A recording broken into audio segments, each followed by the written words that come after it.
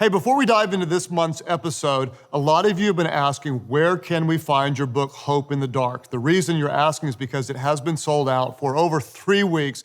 The good news is it's now available again on Amazon and on bookshelves everywhere that books are sold.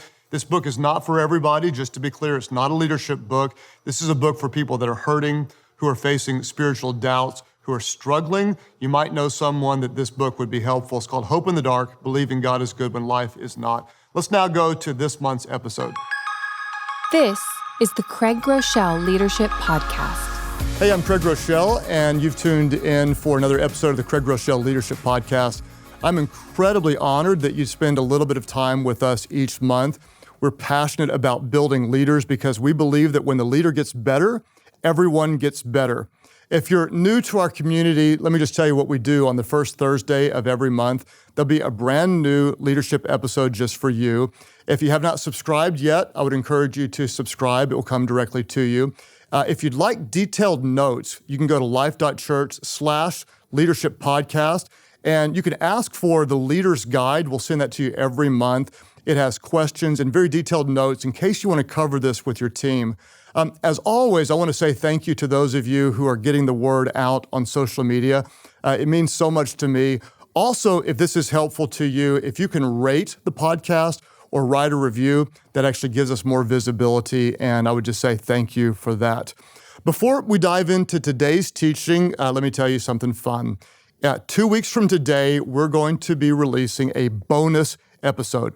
Recently, I sat down with my good friend, Pastor Stephen Furtick, who is one of the most creative leadership geniuses alive, and I interviewed him about creative leadership. You may say, I'm not a pastor. How will that help? I promise you, it doesn't matter what you do.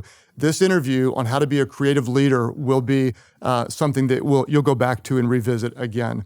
Let's review what we covered last episode and dive into new teaching. In the last episode, we talked about how to grow a healthy organization. We talked about organizational life cycles.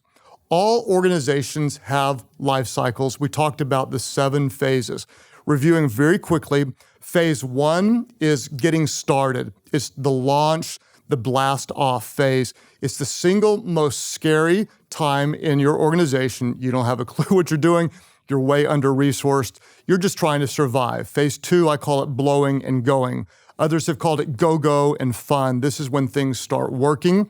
The right things are happening. You do crazy, stupid stuff. It seems to work. You're innocent, maybe even naive. You don't know what can't be done. Phase 3, I call it hanging on. Others have called it adolescence or whitewater. It feels like there's too much going on. Your success has outgrown your systems. You could go big. You could go away. You don't know. It's frustrating because you see where you need to be, but you don't really know how to get there. Phase 4 is the zone, or others have called it prime. This is when you're growing, but not too fast. This is when you have the right people, the right resources, and the right systems. Today, we're going to talk about how do you stay in that zone, or how do you keep your organization healthy? How do you max out and continue to produce the desired results? Phase 5 is not as much fun. It's the treadmill. Decisions take longer, progress is slower, frustration is higher. Phase 6, I call it the mud. Things are complicated. You feel bogged down. Your actions organizationally don't align with your values.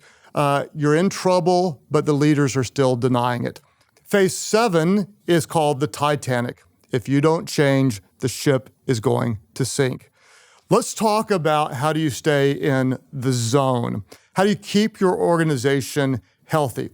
If you manage to get in the zone, what you have is you've got the right people, the right resources, and the right systems. Enjoy it, but don't take it for granted because you're still vulnerable of slipping out of the zone. What is the big problem? We have to remember that when you're successful, what does success do? Well, unfortunately, success tends to feed pride. What does pride do? Pride feeds complacency, and that's why nothing fails like success. What I want to talk about in this episode is 5 qualities to stay in the zone. What are the 5 things you want to be creating to stay in that maximum point of impact? The first thing you want to do is you want to create a cult-like culture, a cult-like culture. One of the funniest compliments I ever received was from a consultant that came and studied our organization, and he said, I talked to everybody. They all say the same thing. He said, you've got a cult-like culture. And I thought that sounded bad. He said, but in the best sort of way. Everybody's on the same page. To be clear, what is a culture? The culture it's your beliefs, it's your standards, it's your expectations, it's the vibe of your organization, it's the unwritten code that determines the behaviors. We have to understand that every organization has a culture. Your culture you have either by design or by default. It's either intentional or it's accidental. What's your culture like? It might be formal, it might be casual. It might be kind of boring and dull, it might be fun and exciting. You might expect a little from people, or you might demand everybody to bring their best. Why does your culture matter so much? It matters because of a couple of reasons. What we value determines what we do. What we believe determines how we behave. Culture drives the organization. I like what my friend Dr. Sam Chan says. He says, culture eats vision and strategy for lunch. What does the right culture do? Well, the right culture does a lot. It corrects wrong behaviors. If you've got a strong culture and someone is behaving outside of your values, people come along and say, we don't do that here. It corrects wrong behaviors. It also tends to weed out the wrong team members. If someone isn't living consistently with your values, they don't get to stay and play. What does the right culture do? It also empowers the right people toward the right results. It drives what we do. I like Disneyland. They create culture even with their words. Their words drive values. Their values drive actions. Think about what they call employees. They don't just call them employees. They say, you are cast members. You're cast members. The customers, they are our guests. The jobs, they're literally part of the performance. We're performing to please the customers. And they say our business is to make people happy. Just think about how that language creates emotion that drives actions that brings about the desired results. Now, what happens? When your organization grows bigger and you finally hit the zone, you're finally in the prime, it's important to remember that your culture is really the sum total of smaller subcultures. Your culture is really the sum total of a lot of smaller subcultures. For example, my organization currently is in 32 different locations. We have a central organization. If you think about it, we've got a lot of subcultures. Every single subculture matters. If you've got one that's sick, a lot of times people don't worry about it. What I want to tell you is you need to worry about it. Think about this when it comes to cultures. What is the difference between sickness and health? What is the difference between sickness and health? Well, health isn't contagious. Nobody ever says, oh my gosh, I caught your health, right? Health isn't contagious, but sickness is. What does sickness do? Sickness spreads. Dysfunction is contagious. So if we have a struggling subculture, that struggling subculture can negatively impact the broader culture. That's why we have to obsess with fixing it. It may take time. We have to acknowledge healthy cultures never happen by accident. They are created. What is your culture? Your culture is always a combination of what you create and what you allow. It's a combination of what you create and what you allow. If you don't like what you have, change what you tolerate and change what you expect. If you want to know more about this, I did a whole episode called Creating a Value-Driven Culture. But to stay in the zone, what you want to do is you want to guard the culture, create a cult-like culture. Number two, you want to create what I call obsessive ownership. Obsessive ownership. There's a massive difference between an employee mindset and an owner's mindset. What do employees do? They typically will work for the business. An owner, though, his mindset or her mindset will be to work on the business. Employees, they will spend resources. Owners don't. They're investing resources. I want to put this in the place to get the best return. Employees will ask, what's in it for me? What's best for me? Owners, a good owner, a healthy owner will say, what's best for the organization? The bottom line is this, that owners care about more than employees care about. Now, listen carefully to what I said. I didn't say they care more. I said they care about more. They care about more things. Why does this matter? Because for team members, what you care about determines what you can be trusted with. If you care about a little, you can be trusted with a little. If you care about a lot, you can be trusted with more authority. Every phase of the organization, we have to care. Now, in the early phases, in the startup, in the go-go, and the fun phase, it seems like a lot of people care about a lot of things because they have to. But as your organization matures and as you become more successful, what do? You tend to start hiring specialists, which is important and you want to do it. But when you hire a specialist, people tend to categorize their responsibilities and they'll start to say, that's not my problem, okay? This is a problem. Anytime you have that mindset, it's a problem. Denying ownership is inviting death. What we want is we want all of our team to value problem solving. Every problem is important, and either I will solve it or I will see to it that it is solved. We want to care about a lot. Now, how do we create this obsessive ownership? Well, the only way to get your team to think like owners is to do what? Is to give them ownership, is to give them responsibility, is to give them authority, is to give them ownership. That's why when you're in the zone, we have to be really, really careful not to let decision-making power drift to the top. This is what tends to happen. The more successful an organization becomes, more people think, well, we need our top leaders to make the top decisions. No, this is incredibly dangerous. You do not want to do it. The people in the trenches, on the front lines, they are essential for your continued success. If they're empowered to think like owners, guess what? They will solve problems that you don't even know exist. If they are not empowered, you know what they're going to do? They're going to stop thinking, or worse yet, they're going to stop caring. I always tell our team that the strength of our organization is determined by how deep into it people have the ability to make significant decisions.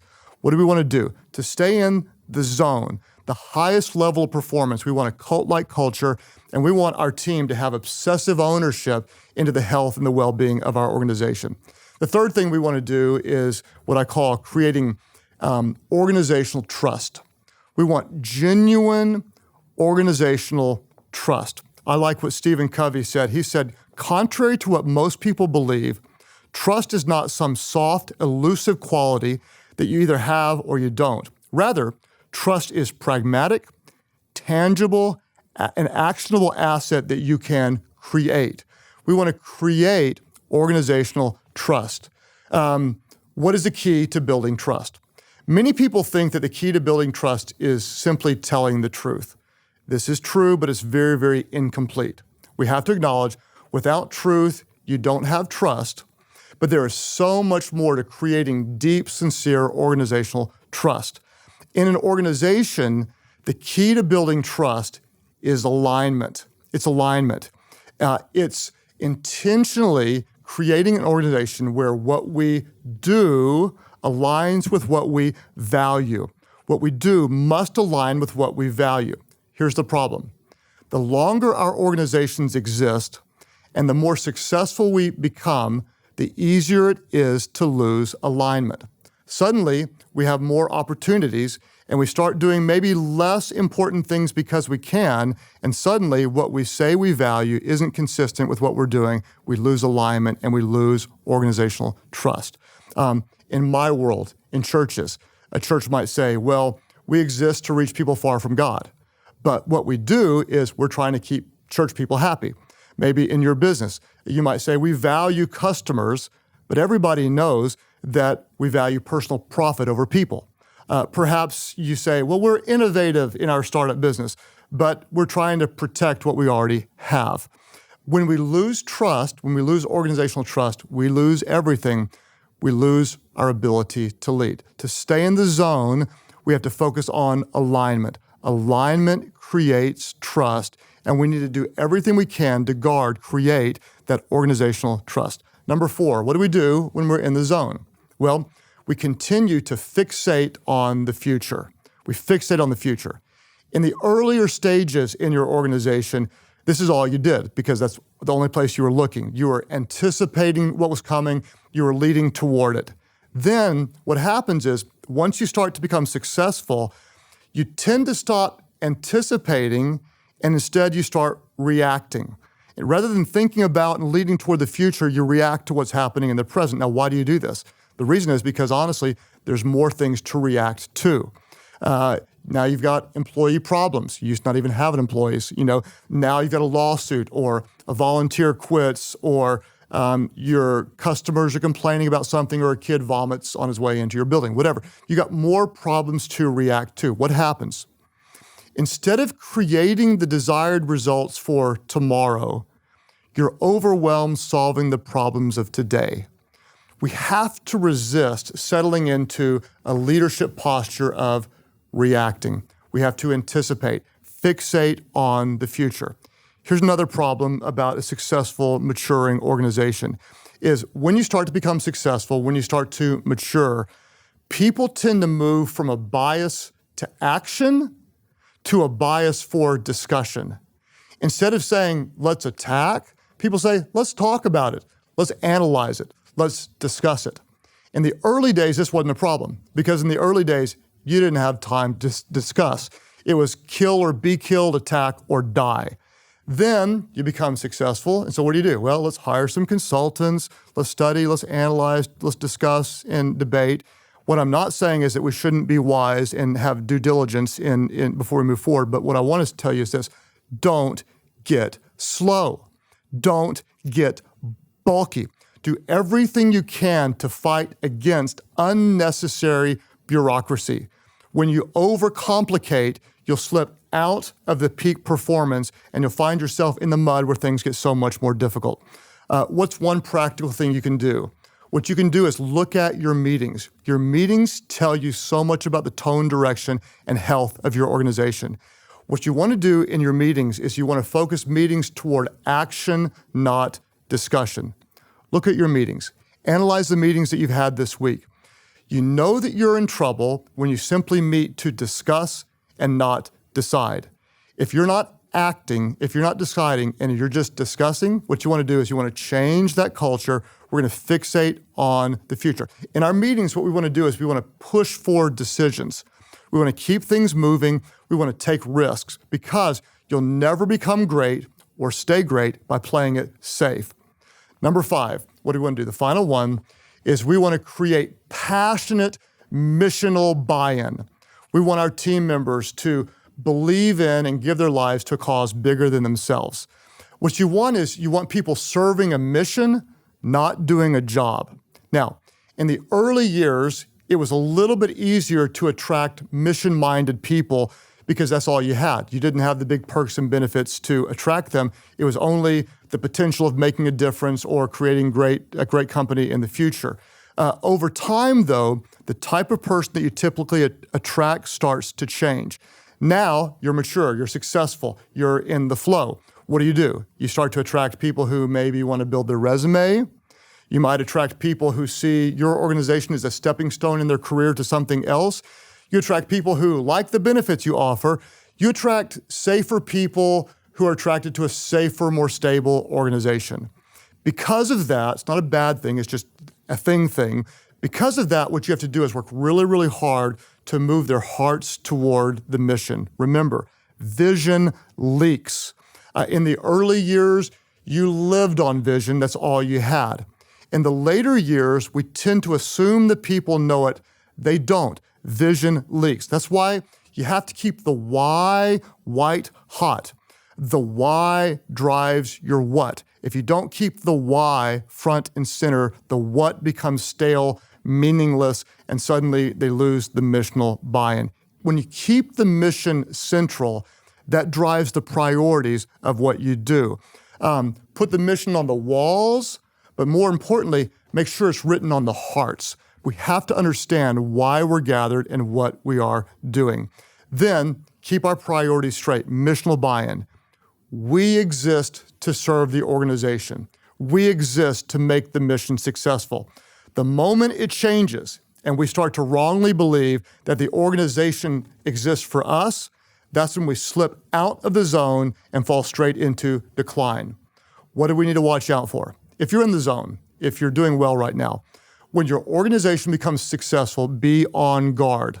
It's easy for us as leaders to start to let up, to coast, or to be comfortable. Remember, if you as a leader are not all in, your people will check out. You set the tone. You work the hardest. You keep the why front and center. When it comes to your team, eventually, you're going to realize this. You can buy their time, but you can't buy their hearts. You want their hearts. To have a truly great organization, you have to fight to keep the hearts, to keep the mission central to everything that you're doing.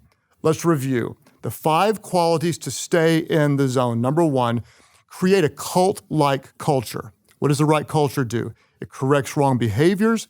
It weeds out the wrong team members. It empowers the right people toward the right results. Number 2, create obsessive ownership with your team members.